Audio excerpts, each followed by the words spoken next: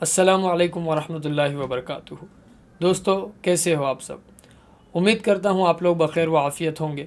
और आज का जो हमारा ये वीडियो है, इसका टॉपिक है कम्युनिकेशन, यानी कि कन्वर्सेशन, बातचीत।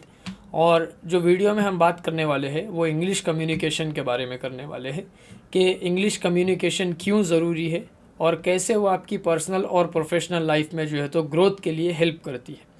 सबसे पहले, इंग्लिश जो एक लैंग्वेज है वो इंडिया के अंदर लैंग्वेज कंसिडर नहीं होती।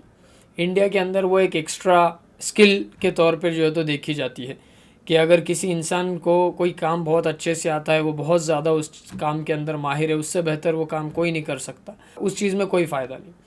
लेकिन अगर उसको इंग्लिश आती है और वो उसी काम को इंग्लिश के अंदर एक्सप्लेन कर सकता है या उस चीज़ को इंग्लिश में डिफ़ाइन कर सकता, तब उसको जो है तो बहुत माना जाता है कि हाँ भाई, इसको इंग्लिश आती है। तो दुनिया के दूसरे देशों में तो इंग्लिश बस एक लैंग्वेज है, बात करने का एक ज़रिया है, एक मीडिएटर के तौर पे जो है तो इंग्लिश लैंग्वेज का इस्तेमाल होता है। लेकिन इंडिया में ये एक एक्स्ट्रा स्किल के तौर पे देखा जाता है और इंडियन मेंटेलिटी के हिसाब से इंग्लिश को जो है तो बहुत ज़्यादा बढ़ावा दिया गया है। अब उसके अलग अलग रीज़न्स है, उन पे हम कभी किसी और दिन बात करेंगे। लेकिन हमारे लिए इंग्लिश जो है तो क्यों ज़रूरी है? सबसे पहले, हमारे आज के हालात, अगर हम 2025 के अंदर इंग्लिश सीखने के ऊपर डिस्कशन कर रहे हैं तो सबसे पहले तो वो हमारे लिए ताज्जुब की बात है, क्योंकि 2025 में जहाँ पर लोग एआई पे काम कर रहे हैं, टेक्नोलॉजी आर्टिफिशियल इंटेलिजेंस पे पहुँच चुकी है और next level software development, app development, web development, coding, digital marketing, सारी जो है तो टेक्निकल चीज़ें और सब कुछ एकदम अपने पीक पे है। और हम क्या कर रहे हैं, हम आज भी जो है तो इंग्लिश सीखने के ऊपर हमारा ध्यान है, क्योंकि हमने अब तक सीखा नहीं है। तो सबसे पहले ये एक ताज्जुब की और थोड़ी सी अफसोस वाली बात है कि लोग और दुनिया जिनसे हम compete करने की बात करते हैं, वो इस वक्त में जो है तो किन चीज़ों के ऊपर काम कर रही है और हम अभी भी एकदम बिगिनर लेवल पे हैं। दूसरी एक चीज़, हमारी मेंटालिटी। मैं बैंक वगैरह में जाता हूँ, मैं कहीं पर जो है तो किसी पासपोर्ट ऑफिस में चले गए, किसी गवर्नमेंट ऑफिस में, या फिर कोई भी मैं ऑफिस में जाता हूँ जहाँ पे लोगों का आना जाना लगा रहता है। ये मेरे साथ बहुत बार हुआ कि हमारे लोग जो है तो पूछ रहे हैं एक दूसरे से कि ये बैंक की जो डिपॉजिट स्लिप है, इसके अंदर किस जगह पे क्या लिखना है, या फिर जो लिखा हुआ है वो उनको समझ नहीं आ रहा है, क्योंकि जो लिखा हुआ है वो इंग्लिश में लिखा हुआ है। बहुत सारे हमारे जो भाई बहन हैं वो अच्छे खासे बिज़नेस में है, जॉब में है, लेकिन बिज़नेस के अंदर जो है तो उनको डील्स और न्यू क्लाइंट्स को वो अट्रैक्ट नहीं कर पा रहे, क्योंकि उनका लैक ऑफ एजुकेशन है। और सबसे ज़्यादा कम्युनिकेशन का जो सबसे बेसिक ज़रिया इंग्लिश लैंग्वेज है, वही उनको नहीं आती है। जो हमारे भाई बहन जॉब में हैं, उनको कई सालों से उनका जो प्रमोशन है वो रुका हुआ है, सिर्फ इसके लिए कि भाई ये इंसान काम बहुत अच्छा करता है, इसके नंबर्स बहुत अच्छे हैं, ये अच्छा रिज़ल्ट देता है, लेकिन ये अपनी बातों को सही तरीके से सामने वाले के सामने रख नहीं पाता है। क्यों? क्योंकि इसका इंग्लिश कम्युनिकेशन बराबर नहीं है। अब आप बोलोगे कि यार ये सेम चीज़ें तो हम हिंदी में भी कर सकते हैं, लेकिन इंग्लिश एक ग्लोबल लैंग्वेज है जो वर्ल्ड वाइड इस्तेमाल की जाती है। और मान लीजिए आप किसी दूसरे देश में जाते हैं, वहाँ जो इंसान है उसको आपकी लैंग्वेज नहीं आती, आपको उसकी लैंग्वेज नहीं आती, लेकिन उसको इंग्लिश आती है, आपको इंग्लिश आती है। तो इस सिचुएशन में इंग्लिश एज अ मीडिएटर आपके लिए काम करती है। ये एक इसका एग्जांपल हो गया। आप बिज़नेस कर रहे हैं, आप इंटरनेशनल लेवल पे बिज़नेस करो, डोमेस्टिक लेवल पे करो, या आपके एरिया में बिज़नेस करो, वहाँ पर भी आपको इंग्लिश के लिए जो है तो कंपलसरी आपकी डे टू डे लाइफ में ये दिक्कतें आती ही है कि कोई कस्टमर ऐसा आ गया कि जिसको कुछ चीज़ आप समझा नहीं पा रहे, वो आपसे इंग्लिश में पूछ रहा है और आप उसको हिंदी में जो है तो रिपीट किए जा रहे हैं। ये एक सबसे बड़ा जो है तो रीज़न है कि इंग्लिश एक ग्लोबल लैंग्वेज है। इंग्लिश के अंदर आपको करियर अपॉर्चुनिटीज़ मिलती है, मेजॉरिटी करियर अपॉर्चुनिटीज़, और 100% जो करियर अपॉर्चुनिटीज़ है वो लैंग्वेज कम्युनिकेशन की वजह से और कॉन्फिडेंस की वजह से आती है।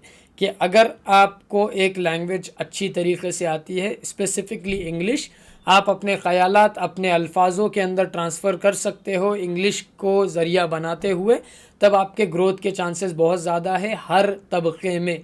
तब ये मायने नहीं रखता कि आप क्या करते हो और कैसे करते हो, बस आपको आपकी बात सही तरीके से सामने वाले को समझानी आती है। अब एजुकेशन और नॉलेज में इंग्लिश का इस्तेमाल, आप अपने बच्चों को देख लो, वो इतनी सी उम्र में कहीं पर भी जा रहे हैं, स्कूल जा रहे हैं या फिर केजी, जूनियर केजी, अपर केजी, जहाँ पर भी वो इल्म हासिल करने के लिए जा रहे हैं, उनकी जो सारी स्टडीज़ है वो इंग्लिश में है। उनके स्कूल्स, उनके कॉलेजेस, 11th-12th, उसके बाद ग्रेजुएशन, पोस्ट ग्रेजुएशन, ये सारी चीज़ें जो वो सीख रहे हैं वो इंग्लिश में सीख रहे हैं। हमारे जो नौजवान लोग हैं जो कॉलेजेस में हैं और जिनकी पढ़ाई अभी चल रही है, वो लोग 3 साल 2 साल का पोस्ट ग्रेजुएशन, 3 साल का ग्रेजुएशन, 5 साल 6 साल 10 साल अपने जो है तो स्टडी के अंदर पूरे के पूरे खर्च कर देते हैं। कॉलेज से निकलने के बाद अगर आप उनसे 2 या 4 लफ्ज़ इंग्लिश के पूछ लो, वो नहीं बोल पाते हैं, क्योंकि उन्होंने इतने साल बस उसका जो है तो एक जाके अपना टाइम वेस्ट किया, लेक्चर में बैठे, उनको चीज़ें समझी नहीं समझी, उनको कोई लेना देना नहीं है। मैंने हमारे वालिद साहब के साथ में मेरी एक वीडियो है, उसमें भी मैंने बताया कि जब मैं MBA के अंदर था तो मेरे साथ वालों को इस चीज़ का इल्म नहीं था कि वो MBA क्यों कर रहे हैं। किसी को दुबई के लड़के से शादी करनी थी, इसके लिए अपने पोर्टफोलियो में MBA होल्डर का टैग उनको चाहिए था, क्योंकि एजेंट ने बताया था कि भाई MBA होल्डर लड़कियों को लड़के दुबई के मिलते हैं। एक लड़का बस बोले मेरे अब्बा ने बोले इसके लिए मैं कर रहा हूँ, बाकी मेरा अपना तो कोई ये डिसीजन नहीं है। एक दूसरा मेरा दोस्त था, उसका कहना ये था कि भाई बोले हमारे बड़े भाई ने MBA किया था और घर वालों ने मेरे को बड़ा क्रिटिसाइज़ किया कि तू नहीं कर सकता, तेरा बड़ा भाई कर सकता, तो बस मैं कंपटीशन देने के लिए MBA में उतरा हूँ कि बड़ा भाई कर सकता तो मैं भी कर सकता हूँ। तो अब MBA और ये दूसरी स्टडीज़ का छोड़ दो, जब हमारा कम्युनिकेशन और जो चीज़ें जिस लैंग्वेज में पढ़ाई जा रही है, अगर वो ही सही तरीके से हमको समझ में नहीं आती, तो जिस चीज़ के बारे में हम पढ़ रहे हैं वो कैसे समझ में आएंगी जब उसका लैंग्वेज हमको नहीं समझ में आता। ट्रैवल टूरिज़्म का मैंने आपको बताया। उसके बाद इंग्लिश आपका सेल्फ कॉन्फिडेंस जो है वो उस चीज़ को बूस्ट करती है। आप भले ही कोई बात कर रहे हो, उसमें आप 19-20 ऊपर नीचे हो गए, लेकिन आप इंग्लिश में बोल रहे हो, अपने कॉन्फिडेंस के साथ बोल रहे हो, तो जो इम्प्रेशन है, जो पर्सनालिटी आप एक क्राउड के अंदर होल्ड करते हो, वो बहुत ही ज़्यादा स्ट्रॉन्ग पर्सनालिटी आप होल्ड करते हो कि भाई बंदा इंग्लिश में बोल रहा है, कॉन्फिडेंस के साथ में बोल रहा है। तो moral of the story, main जो पॉइंट है कि इंग्लिश आज की डेट में सबसे ज़्यादा इम्पॉर्टेंट है। आप कहाँ रहते हो, क्या खाते हो, क्या पहनते हो, वो सारी चीज़ें इंपॉर्टेंट नहीं है। How you represent your self, that's the most important thing. अब रिप्रेजेंट में एक तो लैंग्वेज आपकी सबसे बड़ी चीज़ है, क्योंकि लोग सबसे पहले आपकी ज़ुबान देखते हैं, तो ज़ुबान में थोड़ी सी आजिज़ी, नरमी और थोड़ा सा जो है तो विलिंग, जिसको हम कहेंगे कंट्रोल जो है तो हमको लाना पड़ेगा। ख़ास तौर पे हमारे अपने लोग जो है तो बहुत ज़्यादा जज्बाती हो जाते हैं, छोटी छोटी चीज़ों पे मारने के लिए और झगड़े करने के लिए वो लोग आमादा हो जाते हैं। अब इंग्लिश सीखना कैसे है और कहाँ पर सीखना है। आप जिस भी शहर से ये वीडियो देख रहे हैं, या तो आप किसी इंग्लिश की जो स्पोकन क्लासेस होती है वो आप ज्वाइन कर सकते हो। महीने भर का इंग्लिश का कोर्स होता है और उसकी 500-1000 रुपये से ज़्यादा फ़ीस नहीं होती। अब वो कोर्स कंप्लीट करने को आप कंप्लीट कर लोगे, लेकिन वो कंप्लीट करने के बाद आपको उस चीज़ को कंटिन्यूसली करते रहना है। अब मैं मेरा एग्जांपल देता हूँ। मुझे इंग्लिश बिल्कुल भी नहीं आती थी। मैं 12th के बाद जो है तो जॉब ढूंढ रहा था। मुझे एक UK बेस्ड कॉल सेंटर में नौकरी लगी। मैंने तकरीबन साल भर वहाँ पे काम किया। वहाँ पे मेरी मजबूरी ये थी कि मुझे इंग्लिश आती नहीं है और UK के लोगों से बात करना है, कंपनी में दूसरी लैंग्वेज अलाउड नहीं है। अब उस वक्त में मैं टूटी फूटी इंग्लिश और बहुत ज़्यादा ग्रामर को तोड़ मरोड़ के बोलता था। मेरा कई बार उस चीज़ को लेके जो है तो लोगों ने मुझे उस चीज़ पे क्रिटिसाइज़ किया कि भाई तेरे को बोलना नहीं आता है, तेरी इंग्लिश ख़राब है, तेरे वर्ड्स तेरू सही तरीके से प्रोनाउंस नहीं करता है, तेरा जो present tense, past tense, future tense है वो बराबर से नहीं है, ही की जगह शी बोलता है, शी की जगह दे देम बोलता है, बहुत सारी चीज़ें हैं। लेकिन जब मैंने 1 साल वहाँ पे अपना एक्सपीरियंस लिया, वक्त गुजारा, तो वो बोलते बोलते मुझे आ गया। क्योंकि दिन के 10 से 12 घंटे मैं उस जगह पे हूँ, मैं इंग्लिश सीख रहा हूँ, मैं इंग्लिश बोल रहा हूँ, मैं पढ़ रहा हूँ, तब जाके ऑटोमेटिकली वो चीज़ आपकी इम्प्रूव हो जाती है। अब आपको कैसे करना है, आपने कोई कोर्स फिज़िकली जाके अटेंड करके किया, बहुत अच्छी बात है, क्योंकि उसमें आप डाउट्स वगैरह पूछ सकते हो। दूसरा, इंग्लिश सीखने का कोर्स कंप्लीट करने का तरीका यूट्यूब और ऑनलाइन। आज की डेट में ऑनलाइन आपको हर चीज़ अवेलेबल है। यूट्यूब के ऊपर लोगों ने प्लेलिस्ट बना के जो है तो हाउ टू लर्न इंग्लिश के बहुत सारे आपको प्लेलिस्ट मिलेंगे, जिसमें 50-100 वीडियोस है, सबक बा सबक। पहले दिन से शुरू करो, मुश्किल से 15 से 20 दिन में आपको इंग्लिश का आइडिया आ जाएगा, बोलना, पढ़ना, लिखना। अब वो कंटिन्यू कैसे रहेंगे। कुछ लोगों का ऐसा है कि बाबा पहले बहुत अच्छी इंग्लिश आती थी, अब ख़राब हो गई। कैसे ख़राब हो गई? क्योंकि वो अपनी डे टू डे लाइफ में उस चीज़ का इस्तेमाल नहीं करते हैं। अब इस चैनल के ऊपर भी आगे हम बहुत बड़ी बड़ी बातें कर रहे हैं, डिजिटल मार्केटिंग की, एआई की, करियर की, फ्यूचर की, इसकी और उसकी। और हमारा जो बेसिक ग्राउंड है, जिस चीज़ पे वो सारी चीज़ों की नींव है, जो कम्युनिकेशन का एक सोर्स है, एक ज़रिया है, वही हमारा क्लियर नहीं है। तो आप बताइए क्या फ़ायदा वो उतनी बड़ी बड़ी चीज़ें सीखने का और उनके बारे में बात करने का, जब वो चीज़ जिस लैंग्वेज में सिखाई जा रही है वही हमको नहीं आती है। तो आपको जो रूल होता है इंग्लिश का कोर्स करने के बाद, उसको बोलते हैं इंग्लिश सराउंडिंग। उसका मतलब यह है कि ऐसी जगहों पे जाओ, ऐसे लोगों को सुनो और ऐसे माहौल में रहो जहाँ इंग्लिश आपके कानों में पड़े, आपको आंखों से दिखे। फॉर एग्ज़ाम्पल, जैसे आप इंग्लिश के डॉक्यूमेंट्रीज़ देखिए, आप इंग्लिश के पॉडकास्ट देखिए, आप इंग्लिश की ऑडियो बुक सुनिए जो कि 2-2 ढाई-ढाई घंटे की होती है। आप कहीं जा रहे हैं, आप बाइक पे ईयरफोन लगा दिए, आप स्टूडेंट है तो आपके पास टाइम है, थोड़ा बहुत आप जो है तो सुन लिए, तो उस चीज़ से आपको आइडिया आता है कि किस सिचुएशन में किस लफ्ज़ का इस्तेमाल करना है। कभी कभी कुछ चीज़ें हम जो है तो क्लासेस में नहीं सीखते, लेकिन डॉक्यूमेंट्री से, ऑडियो बुक से और हमारी रोज़मर्रा की आम ज़िंदगी में कहीं ना कहीं एडवर्टाइजमेंट वगैरह से सीख जाते हैं। तो आपको सबसे पहले सराउंडिंग वैसी क्रिएट करना है कि आप लोगों से इंग्लिश में बात करनी है।